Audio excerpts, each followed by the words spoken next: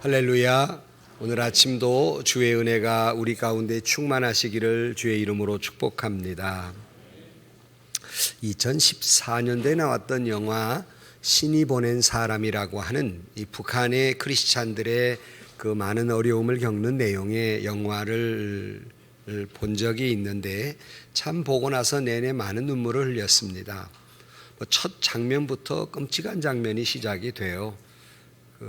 예수를 믿는다는 것 때문에 보이로부터 아주 한 여성이 고문을 당하는 장면, 실제적으로 처형당하는 장면이 꿈인 게 아니라 그 화면이 나오고, 또 이때에 나오는 장면 가운데에서 한 할머니가 이렇게 남이 들을까봐 이렇게 이불을 뒤집어 쓰고 기도하는 장면이 나옵니다. 그것도 실제예요. 이런 내용으로 기도하시는 걸 들었습니다. 아버지 하나님, 오늘 교회가 다 무너졌습니다. 아버지 교회가 다 무너진 이때에 다시금 신령과 진리의 몸된 교회가 살아나게 하시는 오늘날 얼마나 많이 순교했습니까? 아버지, 몸된 교회의 피로써 순교의 피해자 손들이 다 오늘날 다 살아있고, 아버지 복원하시고 역사하시는 주의 보혜사가 나타날 줄 믿습니다 하면서 간절히 소리 죽여서, 근데 그 목소리가 정말 절절한 내용입니다. 오늘날 여러분 5년 전 통계였지만 지금도 북한에는 지하교회 숨어서 예수 믿는 사람들이 약 한 14만 명이 있다고 합니다. 이들이 예수 믿는 것 때문에 고문당하고 처형당하고 그래도 믿음을 지키고 있는 사람들이 있습니다. 오늘 주님은 이렇게 말씀하십니다. 마태복음 5장 10절 말씀에 의를 위하여 박해를 받는 자는 복이 있나니 천국이 그들의 것이며 그랬어요. 참 이 말씀을 들으면서 우리 마음에는 정말 도전과 충격이 있는 말씀이죠. 왜냐하면 우리가 신앙생활 하면서 그저 적당히 믿고 적당히 안심하고 적당히 위로받고 살려고 하는 우리에게 큰 종소리와 같이, 그게 신앙이 아니라 의를 위하여 박해를 받는 자가 복이 있다, 이렇게 말씀하시는 것은 우리에게 엄청난 도전이 아닐 수 없습니다. 너희가 예수 믿기 때문에 세상으로부터 미움을 받을 것이요, 이 때문에 핍박을 받을 것인데 그게 복이다 하는 말이에요.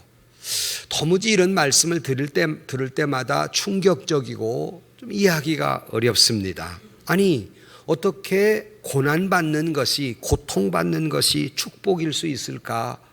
어떻게 내가 손해보고 억울한 일을 당했는데 왜 이게 축복이 될 수 있을까? 이 말씀은 예컨대 원수를 사랑하라고 하신 말씀이 기독교의 본질이라고 한다면, 이 본질 가운데 살아가는 그리스도인의 참된 모습, 참된 성품을 이야기하고 있는 것입니다. 그러니까 우리는 지난 여름 내에 이제 8월이 다 갔습니다. 9월이면 곧 추석이 오는데요. 지난 여름 내에 우리 예수님의 팔복 행복론 지난주까지 7가지를 말씀을 드렸습니다. 이제 그 결론이에요. 그 결론이면 조금 더 우리가 예상하기에 그 결론 정도면 좀 부드럽고 좀 아름다운 문구가 쓰여져 있었으면 좋겠는데, 그 결론은 대단히 충격적인 말로 말씀하고 있어요. 그 모든 것은 이와 같습니다. 앞에 있는 말씀들, 이것이 모두 용해가 돼서 오늘 본문의 결론으로 내고 있습니다. 이 무슨 말씀이냐면 크리스찬의 성품, 팔복은 성품에 관한 말씀이라고 했는데, 크리스찬의 성품, 예컨대 마음이 가난한 성품과 애통하는 성품과 온유한 성품과 의에 줄이고 목마른 성품과 긍휼히 여기는 성품과 마음이 청결한 성품과 화평케 하는 성품으로 의를 위하여 박해를 받을 때 그게 복이다 하는 말씀이에요. 그러니까 이 8가지가 다 각각 떨어져 있는 말씀이 아니라 하나로 응축됐다 할 수 있습니다. 앞에 이 모든 성품은 다음 의를 위하여 박해를 받고 복되기 위해서 앞에 7가지의 성품이 있는 것과 같습니다. 그러니까 여러분, 크리스찬의 삶의 본질적 모습은 고난당할 때 그 사람의 진짜 모습이 거기서 나타나는 거예요. 그러니까 고난받는 예수님의 모습은 예수님만 그런 것이 아니라 오늘 우리를 살아가는 그리스도인의 모습이기도 하다 하는 것입니다. 그러니까 예수님께서 말씀하시는 주요 내용은 우리는 그렇잖아요. 고난받고 어려움을 겪으면 그 저주다, 무슨 패배다, 뭐 이렇게 생각하지만 그것이 아니다. 오히려 고난받는 것은 도리어 영광에 이르는 일이고 구원에 이르는 일이고 천국을 소유하는 일이다라고 말씀합니다. 여러분, 그렇다고 해서 핍박이 고통스럽지 않다는 말은 아닙니다. 예수 믿는다고 철사로 꽁꽁 매어 고문을 하고 인두질을 하고 화형을 처할 때 무섭지 않은 사람이 어디 있겠으며 고통스럽지 않은 사람이 어디 있겠습니까? 아니 근데 그게 복이라고 말씀하시니 도무지 이해하기가 어렵죠. 우리는 오히려 복이란 뭐예요? 핍박 없는 세상, 아픔 없는 세상, 고통 없는 세상, 핍박당하지 않는 것, 이게 복이라고 생각하는데 성경은 오히려 핍박받는 것이 그리스도인의 모습이고, 어떻게 말하면 운명이라는 말이 우리와 적합하지 않지만 이 핍박받는 것이 그리스도인의 운명이고 살아갈 모습이며 이 핍박받는 것이 그것이 곧 행복이다, 이렇게 말씀합니다. 도무지 이해하기가 어렵지요. 우리는 팔복을 시작하면서 이것은 무슨 율법이나 도덕을 말하고 있는 것이 아니라 예수님의 행복론이다라고 말씀드렸고 이것은 성품에 관한 것이다라고 말씀을 드리면 시작을 했습니다. 그러면 어떻게 하면 우리는 예수님처럼 행복할 수 있을까? 예수님이 말씀하신 행복의 그 결론은 의를 위하여 박해를 받아야 복이 있다라고 말씀하시는 이 말씀을 통해서 오늘 주일날 그저 더웁게 왔는데 좀 아름다운 은혜나 무슨 뭐 축복이나 이런 말하지 뭐 핍박, 오늘 영 예배당 잘못 왔네 라는 생각으로 들으시면 오늘 꼭 들어야 될 은혜를 놓쳐버리는 것이에요. 그러니 여러분이 좀 딱딱한 말씀이지만 도대체 의를 위하여 핍박을 받는 게 복이 있다는 의미가 뭐고 오늘 살아가는 나에게 있어서는 어떤 말씀일까? 귀를 기울이고 말씀을 듣고 이 팔복의 결론을 말씀을 듣고 저와 여러분 모두가 예수님처럼 행복하기, 예수님처럼 행복한 인생, 승리하는 인생을 살아가는 저와 여러분들이 되시기를 주의 이름으로 축복합니다. 첫째로 오늘 본문이 말하고 있는 의를 위하여 박해를 받는다는 말이 무슨 뜻일까 하는 거예요. 의란 뭘 말하고 도대체 어떤 박해를 받는다는 말일까? 예컨대 누가복음 13장 9절 이하에 보면은 마지막 때에 크리스찬들이 당해야 할 환난을 경고하고도 있고, 요한복음 15장 18절 말씀에 세상을 살아가는 크리스찬들이 세상 속에서 미움을 받고 박해를 받을 것이다 라고 말씀하고 있습니다. 읽어드리면 세상이 너희를 미워하면 너희보다 먼저 나를 미워한 줄 알라. 너희가 세상에 속하였으면 세상이 자기의 것을 사랑할 것이나 너희는 세상에 속한 자가 아니요 도리어 내가 너희를 세상에서 택하였기 때문에 세상이 너희를 미워하느니라 그랬어요. 이게 무슨 말씀입니까? 만약에 세상이 너를 미워한다면 너를 미워하는 게 아니라 예수님 나를 미워하는 것이다. 그런데 만약에 너희가 예수님께 속하지 아니하고 세상에 속했다면 세상이 너희를 미워하지 않을 것이다. 왜? 자기에게 속한 자를 사랑할 것이기 때문에. 그러나 세상이 너희를 미워한다고 한다면 너희는 세상에 속한 자가 아니요 예수님에 속한 자가 되기 때문에 당연히 너희를 미워할 것이다. 이렇게 말씀하고 있습니다. 근데 우리가 근데 착각하는 게 하나 있어요. 이게 정말 여기서 말하는 의를 위하여 박해를 받는 의미를 잘못 해석하는 분들이 많습니다. 어떻게 무슨 도덕적으로 정치적으로 윤리적인 의를 생각하는 분들이 많습니다. 예컨대 이런 거지요. 여러분이 살아가면서 어떤 어려움을 겪을 때 크리스찬들이 흔히 잘못 생각하는 것이 자기의 실수로, 자기가 잘못해서 당하는 어려움, 곤경, 이것은 오늘 성경이 말하는 의를 위하여 박해를 받는 게 아니에요. 여러분의 실수이지. 또 크리스찬들이 때로는 자기가 미련해서 당하는 어려움인데 그게 무슨 주님을 위해서 당한다고 잘못 착각을 해요. 그러나 그것은 결코 핍박이 아니라 그 잘못한 결과이고 어떻게 보면 거기에 대한 책임으로 인한 어려움이지 주님을 위한 의를 위한 박해가 아니라는 거예요. 근데 우리는 자꾸 그게 주님을 위한 것이라고 거기다 포장을 자꾸 하죠. 뭐 이런 경우로 말할 수 있어요. 여러분 전도하는 게 주님을 위한 것이잖아요. 근데 전도를 지혜롭게 해야 되는데 전도를 지혜롭게 못하다가 당하는 어려움, 이것이 예수님을 위한 것일까요? 자기의 실수일까요? 헷갈리지요? 지혜롭게 해야지. 지혜롭지 못해 당하는 경우, 그 당하는 핍박은 지혜롭지 못하기 때문이지 예수님을 위한 핍박은 아니라는 거예요. 착각하지 말라는 겁니다. 자기가 잘못해놓고 누구 원망을 하고 누구를 위한 것이라고 거기다 포장을 하냔 말이에요. 예컨대 어떤 사람들은 국가와 민족을 위해서, 정치적으로 민주주의를 위해서, 여러 가지 사회를 위해서, 어려움 당하는 사람들을 위해서 희생을 당하기도 하고 죽기도 하고, 이것이 일반적으로 생각하는 의입니다, 사회에서. 그리고 성경은 이런 의도 분명히 말하고 있습니다. 그러나 오늘 본문이 말하는 의를 위해서 당하는 핍박은 아닙니다. 우리는 이걸 착각해요. 정의를 위해서 하는 거. 이게 의를 위해 박해를 받는다. 오늘 적어도 성경이 그런 말씀을 분명히 하고는 있으나 본문이 말하고 있는 그런 정치적 또는 사회적, 도덕적 의의를 말하고 있는 것이 아니다 하는 거예요. 그러면 오늘 본문의 팔복 가운데에서 의를 위하여 핍박을 받는다는 말에 의를 위한다는 말은 무슨 말일까? 오늘 본문과 그 다음 절을 읽어보면 이해할 수 있습니다. 설명을 그 다음 절에 하고 있기 때문에 연이어 읽어드리면 10절부터 의를 위하여 박해를 받는 자는 복이 있나니 천국이 그들의 것임이라. 그 다음 풀이를 해놓고 있어요.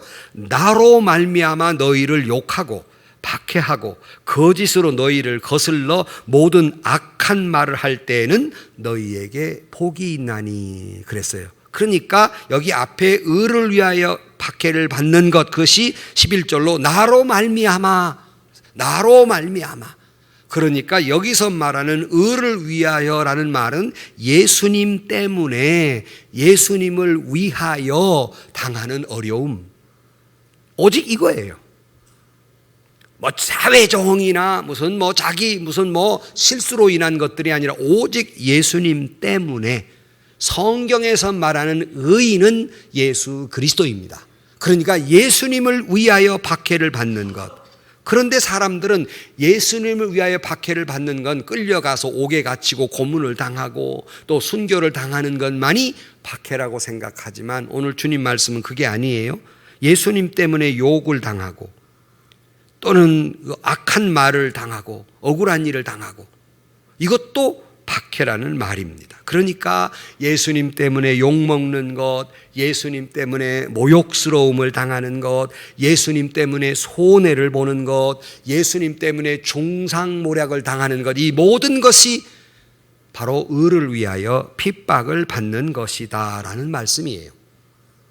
그러니까 여기서 말하는 건 오직 예수님 때문에 당하는 모든 어려움, 이것을 보고 의를 위하여 당하는 핍박이다 그랬습니다. 그러므로 이런 어려움은 사실은 무슨 옛날처럼 끌어다가 감옥에 갇혀 고문하는 것은 아니지만 예수님 때문에 일어나는 모든 어려움들은 가정에서도 일어날 수도 있고 또는 회사에서 일어날 수도 있고 친구와 관계에서 일어날 수 있고 심지어는 교회에서 일어날 수 있는 거예요.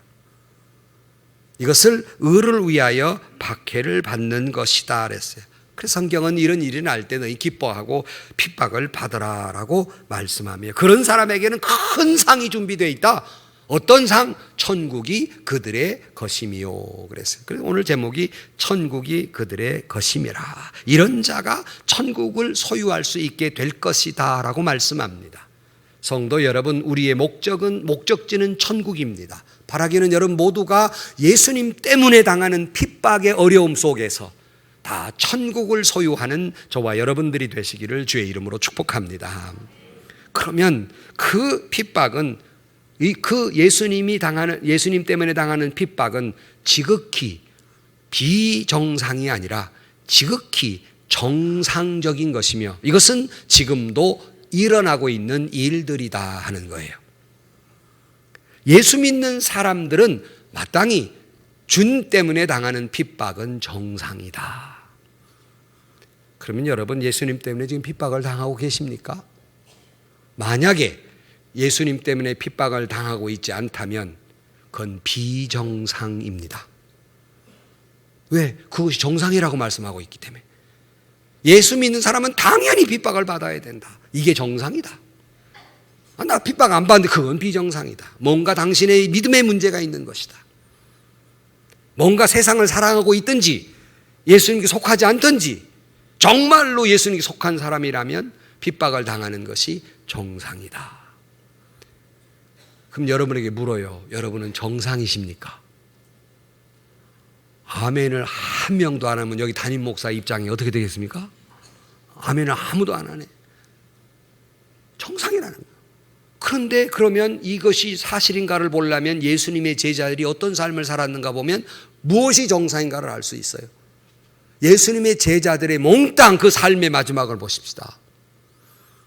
수제자 베드로는 로마에서 십자가에 거꾸로 매달려 죽었습니다.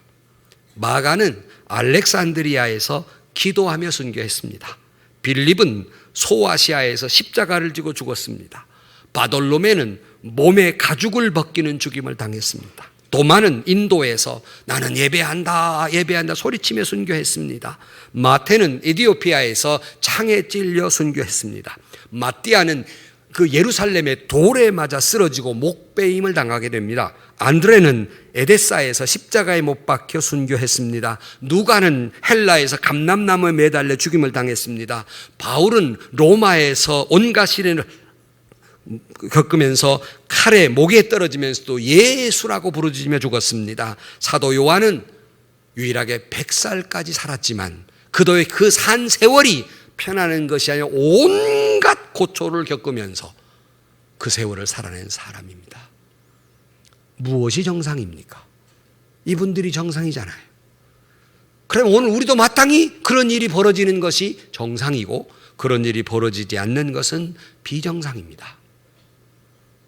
오늘날 목사님 그런 일이 뭔 일이 있겠습니까? 그러죠. 오늘 우리는 민주주의 국가에 살기 때문에 종교의 자유가 있고 여러분이 예수 믿는다고 제가 설교한다고 제 멱살을 잡고 흔든 사람 제가 평생에 한 명도 없어요. 그러나 좀 오래된 것이지만 1997년 10월에 리더스 다이제스트에 오늘날처럼 기독교 역사상 박해를 받은 적이 없다 이렇게 나와요. 아니 오늘처럼 편안한데 무슨 소린가? 아니 옛날 로마가 초대교회를 박해한 것보다 훨씬 더 많은 사람들이 박해를 받고 있는 게 오늘의 현실이고 다만 우리가 모르고 있고 내가 편안하니까 안 보고 있는 것이죠. 통계가 그렇게 나오고 있습니다. 예컨대 통계에 의하면 지금 예수 믿기 때문에 박해를 받는 사람이 이 지구촌에 약 2억에서 2억 5천만 명가량이 존재한다고 그럽니다. 그거 들으면 뭐 거짓말 같은 소리인데 하고 생각하지만 언뜻 들으면 자세히 생각하면 그 말이 일리가 있는 말입니다. 맨 먼저 여러분 공산주의 국가들 예수 믿는 사람은 다 박해를 받고 있죠. 뭐 북한은 물론 할 뿐만 아니라 아직도 뭐 공산주의의 사회주의로 바뀌었다 할지라도 지금 중국도 시진핑이 교회를 박해하고 있습니다. 우리가 파송한 선교사님도 퇴출당했지만 교회를 지금 엄청나게 박해를 하고 있습니다. 여기 중국의 기독교인들이 박해를 받고 있습니다. 그 수가 얼마겠습니까? 거기다가 회교권들 거기서 예수 믿는 사람들이 얼마나 박해를 받고 있겠어요. 그렇게 생각하면 2억이라는 숫자가 그렇게 많지 않습니다. 더 되면 더 됐지 덜 될 리가 없어요. 극단적인 예를 하나 들면 북아프리카의 수단이라는 나라에 5분의 1이 그 국민의 5분의 1이 크리스찬이고 5분의 4가 회교권이에요. 이 5분의 4의 회교를 믿는 사람들이 5분의 1의 기독교인들을 받게 해요. 그래서 누바라고 하는 지방에서는 예수 믿는 사람을 청장년을 잡아다 죽였는데 그 숫자가, 놀라지 마세요, 잡혀가 죽은 사람이 50만 명이에요. 우리 교인들은 대법원에서 그런 걸 안 놀래요. 50만 명이에요. 사랑하는 성도 여러분, 이런 핍박이 있어요, 오늘날도. 다만 저와 여러분이 보지 못하고 우리가 느끼지 못하고 있을 뿐입니다. 사실은 우리에게는 이런 핍박은 없을지 모르나 다른 면에서의 핍박이 엄연히 존재하고 있습니다. 그것이 외부적으로 오는 종교적인 탄압일 수도 있지만 문제는 내부적으로 오는 핍박이 더 큰 문제가 아닐 수 없는 거예요. 내부적으로 오는 핍박이 뭔가? 진짜가 가짜를 핍박하고 있다는 겁니다. 다시 말하면 형식적 그리스도인들이 진실한 그리스도인들을 핍박한다는 거예요. 이것은 내부적 핍박이에요. 교회 밖에서의 핍박이 아니라 교회 안에서의 핍박이에요. 차라리 밖에서 불신자들이, 이방인들이, 공산주의자들이, 모슬렘이, 신비주의자들이, 이단들이 거칠고 무섭게 박해하는 것 견뎌낼 수 있습니다. 문제는 교회 안에서 거듭나지 못한 사람들에 의해서 교회는 무너져 가고 있는 거예요. 역사적으로 외부로 인해서 교회는 외부로 인해 핍박을 받는 훨씬 더 열심히 믿었습니다. 훨씬 더 전도를 잘했어요. 문제는 내부적으로 무너져 가면서 교회는 어려움을 겪습니다. 초대교회도 사실은 로마의 네로 황제의 박해가 무서웠던 것이 아니라 사도 바울의 서신은 대부분이 안에서의 문제예요. 이단의 문제, 안에서 있는 이단의 문제, 안에서 있는 갈등의 문제, 이것이 훨씬 교회를 무너져 내리게 합니다. 그러니까 거듭나지 못한 세력이 거듭난 세력을 박해하는 것, 이것은 안에서 이루어지는 거예요. 다시 말하면 진짜를 가짜가 박해하는 거예요. 여러분, 진짜가 가짜를 볼 때 질겁할까요? 가짜가 진짜를 볼 때 질겁할까요? 수수께끼. 둘 다 똑같을 것 같아요? 미안하지만 가짜가 진짜를 보면 놀래 자빠져요. 왜 그럴까요? 가짜가 드러나기 때문입니다. 그래서 진짜가 가짜를 탄압하는 것이 아니라 가짜가 진짜를 탄압하게 되어 있는 거예요. 왜? 가짜가 진짜 앞에 자기가 비참해지기 때문이에요. 서로 가짜끼리 살아야 마음 편안한데 갑자기 진짜가 나타났다. 제 강아지가 순종입니다.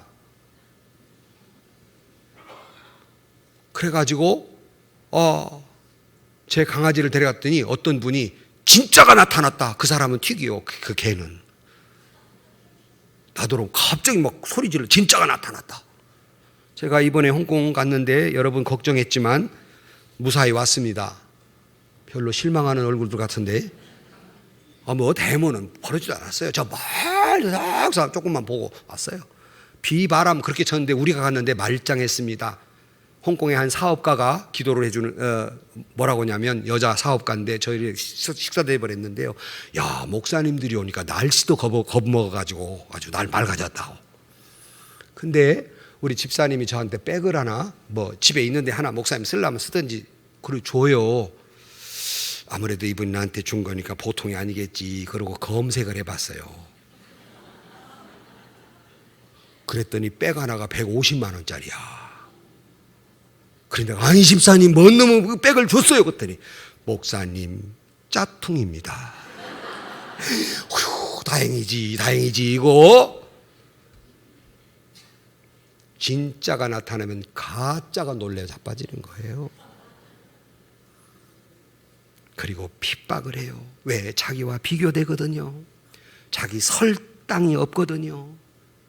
열심히 믿는 사람을 보면 열심히 믿지 않는 가짜가 드러나니까 싫단 말이에요. 뭐 그렇게 당신 예수 열심히 믿습니까? 뭐 그렇게 교회만 살이 그러려면 신학교 가서 목사나 되지. 핍박을 합니다.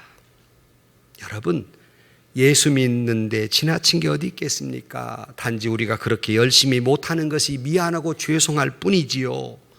빛 앞에 어두움이 무력한 것처럼 거짓된 헌신, 거짓된 믿음, 거짓된 행동은 진짜가 나타날 때 백일화에 드러나니까 그걸 못 견디는 거예요. 어떻게든지 긁어내려야 되고 어떻게든지 핍박을 해야만이 자기가 온전해진다는 생각을 갖고 있기 때문입니다. 다시 말씀드립니다. 주님을 위해서 최선은 없어요. 최선하지 말라는 게 아닙니다. 아무리 내가 최선해도 모자라요, 남아요? 모자라요. 아무리 내가 최선을 모자라요. 그러니 예수님을 위한 헌신은 지나친 게 없어요. 오히려 내가 미지근한 게 부끄러워할 줄 알아야지. 그런데 악화가 양화를 구출하는 거예요. 이게 문제의 핍박이에요. 어떤 설교가 이런 말했습니다. 핍박이란 좋은 일을 한 것에 대하여 나쁜 사람에게 받는 것이요, 처벌은 나쁜 일에 대하여 좋은 사람들로부터 받는 것이다. 그러니까 교회 안에 핍박이라고 하는 건 믿음 좋은 사람이 믿음 안 좋은 사람에게 어려움을 당하는 거예요. 미안하지만 교회에는 많이 존재하고 있습니다. 디모데 3장 12절 말씀, 무릇 그리스도 예수 안에서 경건하게 살고자 하는 자는 박해가 있을 것이다 그랬어요. 여러분, 예수님을 믿는다고 하는 것, 진짜로 예수님을 믿는다고 하는 것은 밖에서도 안에서도 박해를 받게 돼 있습니다. 욕을 먹게 돼 있습니다. 이것을 각오로 하고 주님을 따르는 것이 진짜 믿음이란 말이고, 이런 사람이 정말 행복한 사람이란 말이고, 이런 사람이 천국을 소유한 사람이라는 말씀입니다. 이것이 예수님이 가신 일이고, 이것이 사도 바울이 간 길이며, 이것이 스데반이 간 길입니다. 이것이 주님을 위해 산다는 말이고, 이것이 의를 위해 핍박을 받는다는 말입니다. 토마스 왓슨이라는 설교가 이렇게 말했습니다. 아까 진짜 가짜를 말씀드렸는데, 가짜 성도는 예수님을 따라서 감난산까지는 갈 수 있다. 그러나 가짜 성도는 칼보리까지는 갈 수 없다 그랬어요. 칼보리는 고난이지요. 적당히 기도하는 척하는 칼보리까지는 가요. 가짜들이 거기까지는 갈 수 있어요. 진짜는 십자가의 길은 가지 못하는 거예요. 그래서 박해를 통해서 알곡과 가라지가 구별이 되는 것입니다. 그러나 잘 믿는 자에게는 오히려 이런 핍박을 통해서 내 믿음이 더 강건하여지고 더 내 신앙 인격이 예수님을 닮아가게 돼 있고, 그리하여 내 마음에 천국을 이루니 이것이 은혜이며 축복인 줄로 믿습니다. 연단을 통해서 찌꺼기를 녹여내 버리듯이 이런 어려움을 통해서 성품이 연단되고 핍박이 오므로 인격적 훈련을 받지요. 그래서 내가 모든 잘못된 자존심, 이 고집, 이 잘못된 성품들이 녹아져 버려서 고난의 십자가 위에서 혈기가 녹아지고 이 모든 것들이 녹아지고 예수님 닮은 거룩한 성품이 되는 것이니 오히려 고난은 축복인 줄로 믿습니다. 서양 속담에 이런 말이 있어요. 시냇물에 돌을 치워내면 시냇물에 노래는 잃는다, 그런 말이 있어요. 시냇물이 졸졸졸졸 흐르잖아요. 소리를 내고. 그런데 그 옆 안에 있는 그 돌을 다 치워내 보세요. 아름다운 소리를 내지 못합니다. 신앙인은 돌 같은 많은 어려움들 속에서 아름다운 주님을 향한 찬양이, 거룩한 인격이, 아름다운 노래를 부르게 될 줄로 믿습니다. 그러므로 고난의 아픔은 나로 하여금 예수님을 닮아가게 하고, 그리고 나로 하여금 천국을 소유하게 하니 고난은 도리어 은혜인 줄로 믿습니다. 지극히 정상이란 말씀이죠. 그래서 오늘 본문에 의를 위해 박해를 받는 자는 천국이 그들의 것이라 그랬고, 그 밑에 절을 다시 읽어드립니다. 기억을 되살리기 위해서. 나로 말미암아 너희를 욕하고 박해하고 거짓으로 너희를 거슬러 모든 악한 말을 할 때에는 너희에게 복이 있나니 기뻐하고 즐거워하라. 하늘에서 너희 상이 큼이라. 너희가 전에 있던 선지자들도 이같이 박해하였느니라.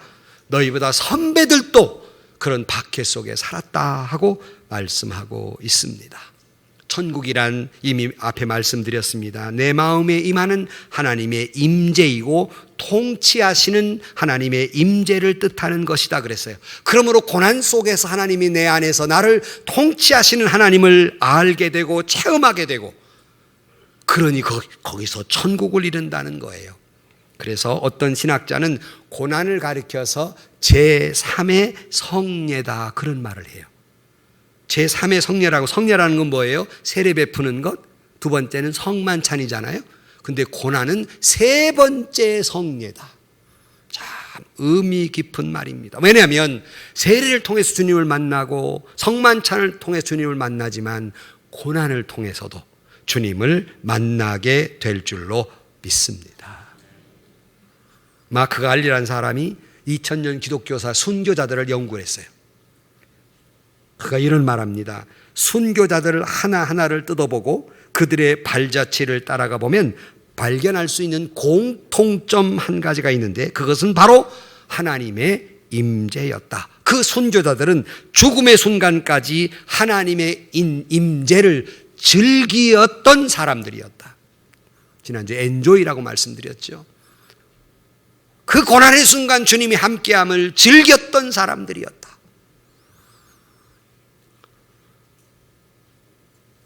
이번에 우리 단기 선교팀이 태국에 가서 미얀마 난민들을 만나고 왔죠.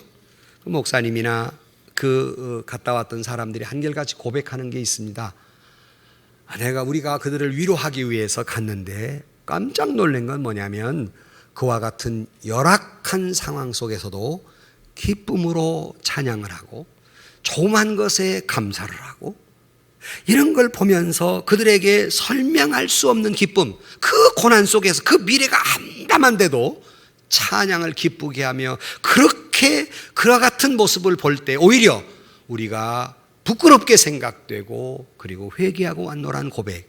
근데 그것이 여러분 단기 선교를 다녀온 사람들의 한결같은 고백들이죠. 이번만이 아니라. 그래 단기 선교를 다녀오라는 거예요. 여러분, 그들에게 그 고난 속에서 미래가 없지요. 나라가 없으니까.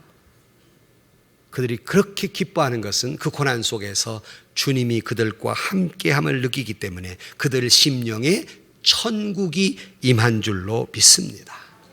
그 스데반이 죽으면서, 천사의 얼굴 죽으면서 그가 환상을 보았죠. 하나님 우편에 예수님이 계심을 보게 됩니다. 바로 그것이 고난당한 자의 천국 환상, 황홀하게 되는 놀라운 역사를 보게 됩니다. 하늘에서 너희 상이 큼이라. 그러므로 고난을 당하면서 하나님의 임재를, 성령의 역사를, 나를 어루만져 주심을, 나를 사랑하심을 고난 통해서 알게 되니 마음의 천국을 이루고 종래에는 하나님의 나라 천국을 상속받게 될 줄로 믿습니다. 로마서 8장 17절 말씀에 자녀이면 또한 상속자, 곧 하나님의 상속자요 그리스도와 함께한 상속자니 우리가 그와 함께 영광을 받기 위하여 고난도 함께 받아야 할 것이니라. 생각하건대 현재의 고난은 장차 우리에게 나타날 영광과 비교할 수 없도다 그랬어요. 여러분, 오늘 또 주님 때문에 당하는 고난, 장차 주님께 받을 그 엄청난 사랑과 은혜와는 비교할 수 없는 것인 줄로 믿습니다. 결론으로 말씀드립니다. 아까 신이 보낸 사람의 마지막 장면이에요. 결국 이 주인공, 초로라는 주인공이 처형을 당하죠. 그 처형을 당하는 순간 먼저 죽은 자기 아내가 이게 클로즈업 되면서 아내가 불러줬던 찬송의 소리가 나옵니다.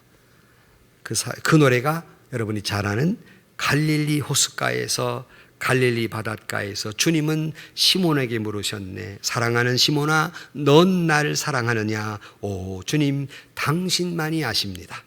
사마리아 우물가에 주님은 여인에게 물으셨네. 사랑하는 여인아, 넌 날 사랑하느냐? 오 주님, 당신만이 아십니다. 얼마나 눈물이 흘리는 장면인지 몰라요. 여러분, 성도가 핍박을 당할 때, 특별히 초대교회 다락방에서 그들이 한 기도가 뭔지 압니까? 엄청난 핍박 속에 그들이 뭐라고 기도한 줄 압니까? 우리 같으면 뭐라고 기도하겠어요? 이 핍박에서 벗어나게 하시고 마음껏 찬송을 부르게 해달라고 기도했겠죠. 그들의 기도는 이렇습니다. 사도행전 4장 29절, 주여 이제도 그들의 위험함을 굽어보시옵소서. 또 종들로 하여금 담대히 하나님의 말씀을 전하게 하여 주시오며 손을 내밀어 병을 낫게 하시옵고 표적과 기사가 거룩한 종 예수의 이름으로 이루어지게 하옵소서 하더라. 무슨 말이냐면 그들이 핍박을 당할 때 이 핍박을 당하지 않게 해달라는 기도가 아니라 이 핍박 속에서도 복음을 담대히 전하게 해 주옵소서. 그리하여 기적이 나타나고 표적이 나타나고 많은 사람들이 예수 그리스도에게 돌아오게 해달라고 그들은 기도하고 있습니다. 신앙인은 십자가를 벗으려는 사람이 아니라 십자가를 지고 가는 사람들입니다. 그 기도가 끝나자마자 성령이 진동하고 성령이 역사함으로 말미암아 온 예루살렘 사람들이 십자가에 굴복하고 유다와 온 사마리아 사람들이 주님께로 돌아오더라 그랬습니다. 주님은 누가복음 9장 23절 말씀에 또 무리에게 이르시되 아무든지 나를 따라오려거든 자기를 부인하고 날마다 제 십자가를 지고 나를 따르라 그랬습니다. 십자가를 벗고 나를 따르라는 것이 아니라 십자가를 지고 고난 속에서 평안 속에서 고난 속에서 나를 따르라 그랬습니다. 오늘날 우리가 저나 여러분이나 예수님의 인격대로 예수님의 성품으로 십자가를 바라보며 살아가려 할 때 분명히 고난과 핍박은 있을 것입니다. 우리는 이것을 기대하며 사는 겁니다. 골로새 1장 24절 나는 너희를 위하여 받는 괴로움은 기뻐하고 그리스도의 남은 고난을 그의 몸된 교회를 위하여 내 육체에 채우느니라. 사도 바울은 이런 고난이 내게서 멀어진 것을 바란 것이 아니라 그 고난이 주님을 위해 교회를 위해 내 육체에 다 채워지기를 원하노라. 이것이 오늘 아침 이 말씀을 마치면서 저와 여러분의 고백이 되기를 주의 이름으로 축원합니다. 주님을 위하여 고난을 받고 오늘 내 마음에 천국을 이룰 뿐만 아니라 미래에 천국을 소유하는 의를 위해 핍박을 받는 자가 천국을 소유한다는 말씀이 그리고 이 팔복의 모든 축복이 저와 여러분에게 임하게 되기를 주의 이름으로 간절히 축원합니다. 기도하십시다.